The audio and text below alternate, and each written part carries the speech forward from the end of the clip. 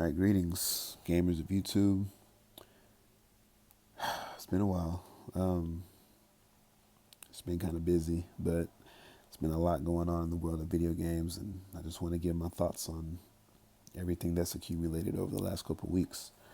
So, first on the list, Steve has officially been released in Smash Brothers. Uh, my son's favorite character picks him every time we play. As far as like his move set, it's weird, because I never really was a Minecraft fan until my son got into it. But, like all the DLC characters, he's been given that Smash touch. And so it doesn't really feel out of place. It almost feels like you're playing Minecraft in Smash. Like you have to mine for materials. His animations look great. His skins look great. Uh, I haven't really played with the character all that much, but I have played against him considerably. As far as how much I'm winning against him, I'd say it's about a 60-40 split. Doesn't really seem like he's OP.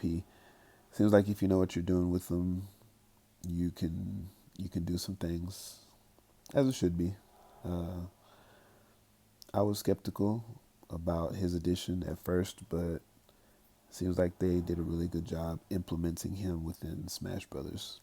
But at this point, I really shouldn't expect anything less from Sakurai and his team. Um, what I have written down is PlayStation 5 UI debut, but I kind of feel like that's old news now since people have been getting their actual PlayStation 5s. And the overriding narrative seems to be that this thing is just huge. Like it won't even fit in your entertainment center. Huge. So yeah, there's that. I don't really know that I'll probably follow the same timing that I did with this generation. As in, I'll probably get a PS5 maybe around the halfway mark, or what I deem to be the halfway mark. So I don't know. It's not that there's not a demand for it. It's just I'm still playing catch up, so it's no need for me to rush. Um, I don't think I've spoken on the Xbox and GameStop uh, deal that they have going on. Uh, so I know in one of the malls close to me, there was a Microsoft store. And while I never actually bought anything from there, video game wise, it was a cool store. I would go in there and dilly dally. My son liked it.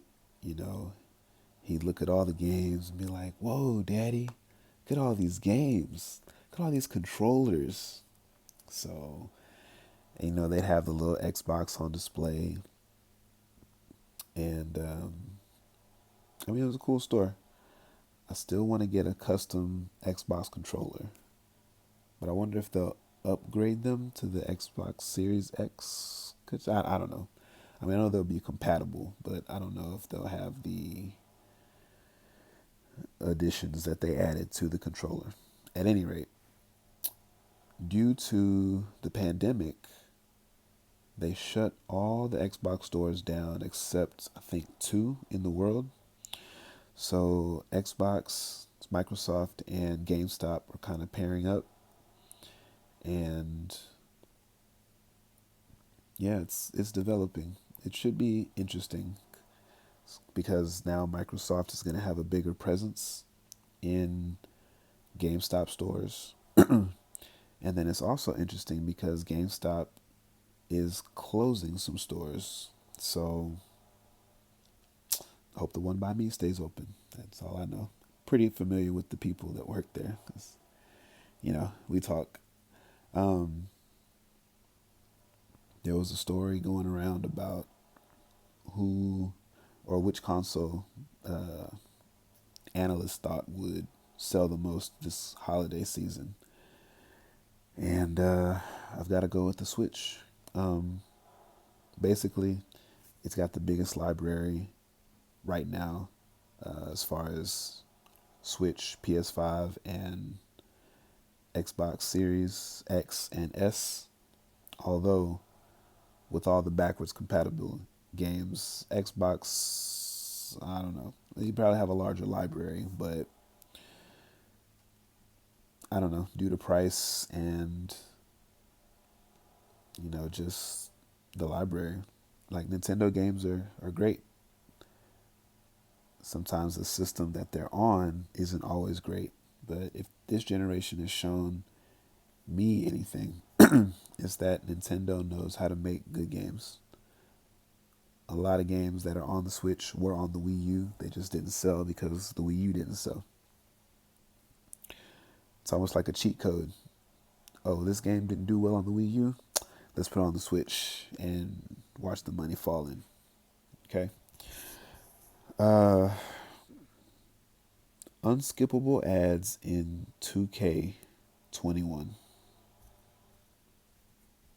You really took it there. So I would be very, very upset if I paid any money for a game and it had game ads that I could not skip. I'm sorry. It's it's like, what are you paying for? Now, if the game is free and then you bought something in the game and then there's an ad, like, that's fine. But unskippable ads in 2K, I have to ask why. And the answer, I think anyway, is they're testing the boundaries. You know, you have this popular product, even though I haven't bought one in like 10 plus years. I kind of grew out of it. But you have this product and it's popular and it makes money, but to get more eyes on the product that they're advertising, they put an unskippable ad in the game. On top of all the microtransactions that are in, it just reeks of greed. Which brings me to another topic. It's actually a little bit further down my list, but I'll go ahead and talk about it now. These NFL games, EA, the exclusivity. I haven't bought a Madden game in over 10 years either. And I think a big part of that is because Madden really has no reason to improve. None whatsoever. They know that if you want to play a football simulation game, you have to buy Madden. So if you're into that, you have to buy Madden. Doesn't matter how good the game is, doesn't matter how bad the game is. The only game you can buy if you want a simulation football game is Madden. So, I remember back in the day, one year in particular, 2K put out their football game about a week before Madden, and it was $20. And then Madden came out, it was a full 60, and like, you really had to make a decision. I bought both that year, but for a lot of people, like, you had to make a decision. But what it does is it makes them step their game up because they know if they don't come with it, people are going to buy the other product. But that's just not there right now. So, and I looked it up.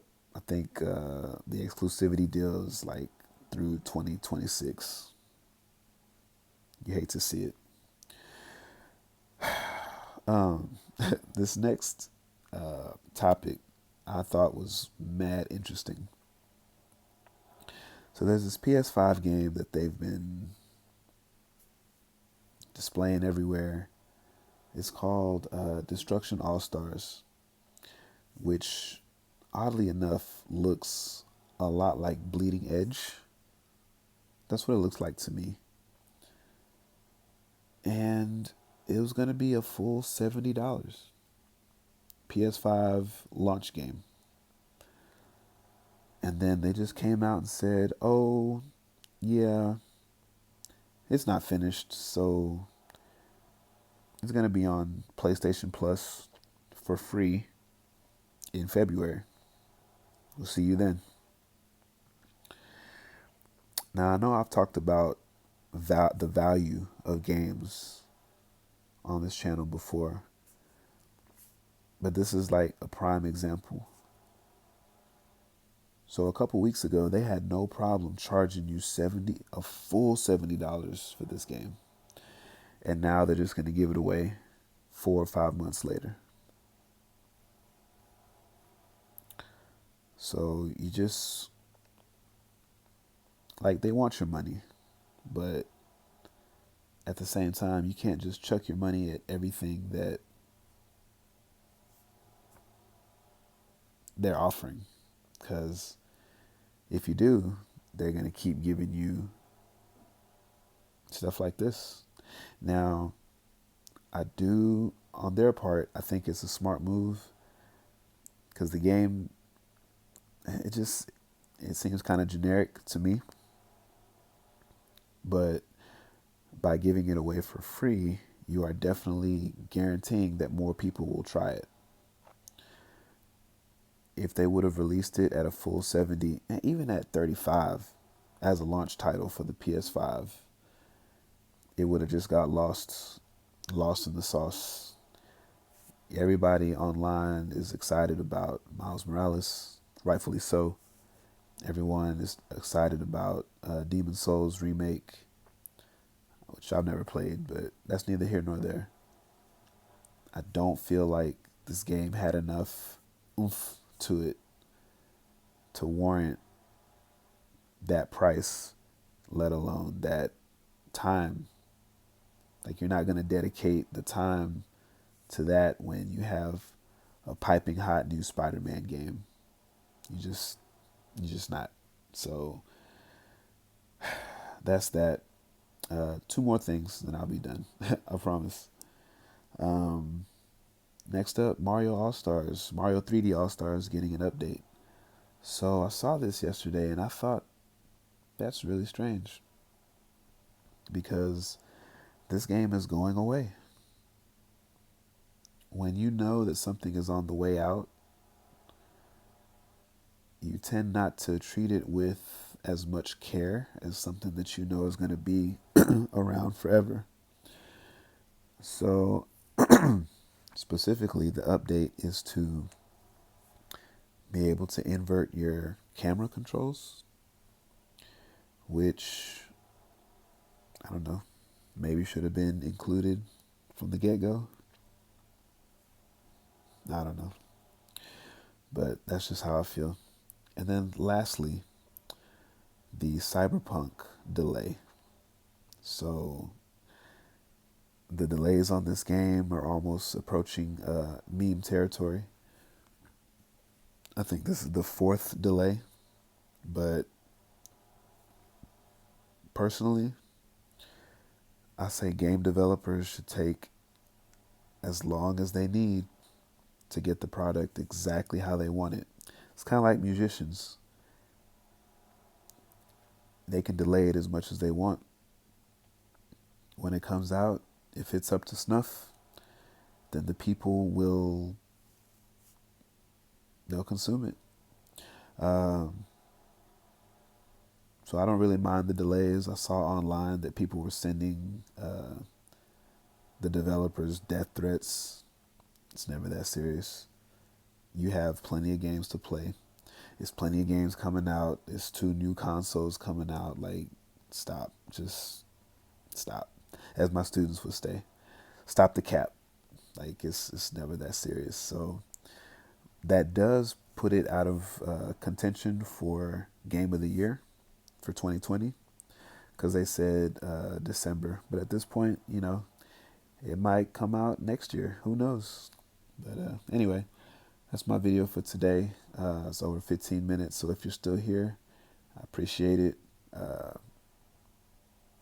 if you like the video, give it a thumbs up. Maybe consider subscribing. Really going to try to get back to recording regularly. And with that, this is the Blue Pharaoh, and I'm out. Till next time. Peace.